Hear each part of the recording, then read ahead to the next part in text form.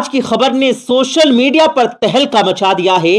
چاروں طرف افراتفری سے پھیل گئی۔ آخرکار فلسطینیوں کی آہو پکار اللہ نے سن لی۔ اسرائیلیوں پر ظلم و ستم کرنے کا بدلہ دنیا پر یعنی اسرائیلیوں پر شروع ہو گیا۔ اسرائیلی صدر مائیکل برزوک کے بیٹے کو معصوم بچیوں کی سسکیوں نے برباد کر دیا۔ جی ہاں دوستو، اس کی شروعات اس خبر سے ہوتی ہے کہ اسرائیلی صدر مائیکل برزوک کے بیٹے سے والدین کا کانٹیکٹ ختم ہو گیا۔ اسرائیلی صدر کی اہلیہ کا کہنا ہے کہ صدر کا بیٹا حماس سے لڑائی میں مصروف تھا اور کافی وقت اسے کانٹیکٹ نہیں ہو پا رہا۔ ان رسٹریو سے بات کرتے ہوئے ان کا کہنا تھا کہ ہمارا کچھ وقت سے اپنے بیٹے کے ساتھ کوئی کانٹیکٹ نہیں ہے، لیکن ہم بہت پر امید ہیں۔ انہوں نے کہا کہ میرے خیال میں تمام والدین کے لیے، عام طور پر ماؤں کے لیے یہ دن مشکل ہوتے ہیں۔ تمام فوجیوں، فرنٹ لائن پر موجود ہر فرد کے لیے اور ہر ایک کے لیے ہم امید کرتے ہیں کہ وہ امن کے ساتھ واپس آئیں۔ صدر اور ان کی اہلیہ کے 3 بیٹے ہیں، نوم، متان اور روئی۔ ہرمزان نے یہ نہیں بتایا کہ ان 3 میں سے کون غزہ میں فوج کے ساتھ محاذ پر ہے۔ اس سے پہلے اسرائیلی وزیر اعظم نیتن یاہو کا بھتیجا بھی حماس سے جھڑپ میں ہلاک ہو گیا تھا۔ نیتن یاہو کا بھتیجا اسرائیلی فوج کے سنیپیر یونٹ کا سربراہ تھا، لیکن صدر مائیکل برزوک کے بیٹے کا یوں اچانک سے غائب ہونے کی وجہ مظلوم بچیوں کی بد دعا ہے۔ دوستو، ایسا بھی کیا ظلم اس نے ان معصوم بچیوں کے ساتھ کیا تھا کہ اب تک صدر کے بیٹے کا کوئی سراغ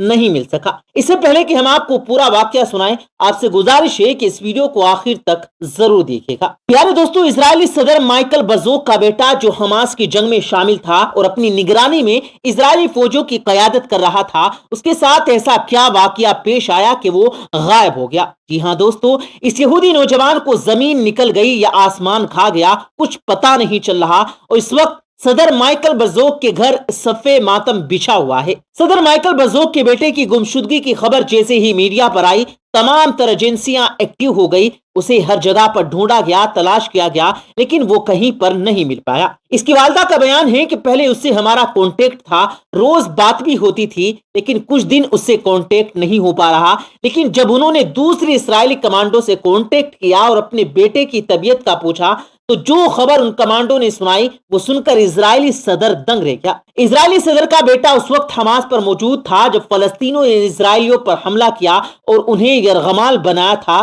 دوستو، غزہ پٹی ہونے والے مظالم کی تمام تر منصوبہ بندی مائیکل برزوک کے اس بیٹے نے ہی کی تھی۔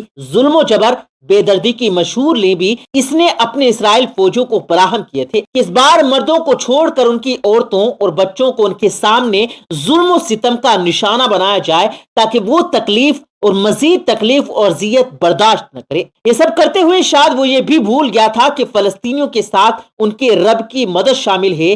کہتے ہیں کہ جب ظلم انتہا سے بڑھ جاتا ہے تو پھر ختم ہو جاتا ہے۔ ایسے ہی حماس میں بھی ہوا تھا۔ جب صدر مائیکل برزوک کی رابطہ اپنے بیٹے سے کافی دن تک نہیں ہوا تو اس نے وہاں پر موجود کمانڈو کو فون کیا تو پتا چلا کہ ان کا بیٹا وہاں پر موجود ہی نہیں ہے۔ انہیں لگا کہ شاید وہ اپنے گھر واپس جا چکا ہے۔ یہ سن کر مائیکل برزوک پریشان ہو گیا کیونکہ ان کا بیٹا واپس نہیں پہنچا تھا۔ یہ سن کر مائیکل برزوک نے تمام ایجنسیوں کو فون کر دیا۔ ایک افراتفری کا عالم تھا کیونکہ ہر طرف پھیل چکا تھا۔ حماس میں ہر جگہ پر صدر کے بیٹے کو تلاش کیا گیا لیکن وہ کہیں نہ ملا۔ جب اس معاملے کی جانچ پڑتال کی گئی تو معلوم ہوا کہ 10-12 دن پہلے اس شخص نے چند معصوم بچوں سے ان کے والد کو چھین لیا تھا۔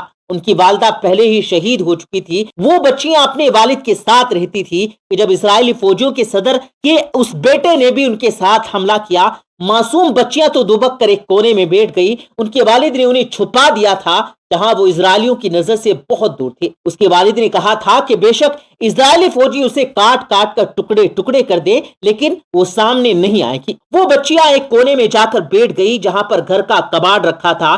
دونوں کو اپنے والد کے چیخنے چلانے کی آوازیں آ رہی تھی لیکن اپنے والد کی کہی ہوئی بات پر وہ ٹس سے مس نہ ہوئی۔ ان کے والد کو بڑی بے رحمی سے شہید کر دیا گیا لیکن وہ دونوں بچیاں باہر نہیں آئی۔ ان کے منہ سے ایک سسکاری نہیں نکلی تھی، بس आंखों से आंसू जारी थे। वो फौजी उसके वालिद को शहीद करके वापस चले गए। तब वो दोनों लड़कियां अपने बाप के पास आई और अपने वालिद की हालत देखकर रोने लगी। सुबह होते ही बच्चियों की रोती हुई आवाज सुनकर कुछ फलस्तीनी नौजवान वहां पर आए और उन्होंने उनके वालिद की तदफीन की थी। अब ज्यादातर उन दोनों बच्चियों का वक्त अपने वालिद की कब्र पर ही गुजरता है। वहीं वो आंसू बहाती रहती हैं, भूखी प्यासी अपने बाप की कब्र पर रहती हैं। कि जब दोनों घर जाती हैं, उन्हें हर वक्त यही डर रहता था कि फिर से कोई इजरायली आकर उन्हें भी न खत्म कर दे। लेकिन एक बार जब वो कब्रिस्तान से वापस घर गई तो उनका घर मलबे का ढेर बन चुका था।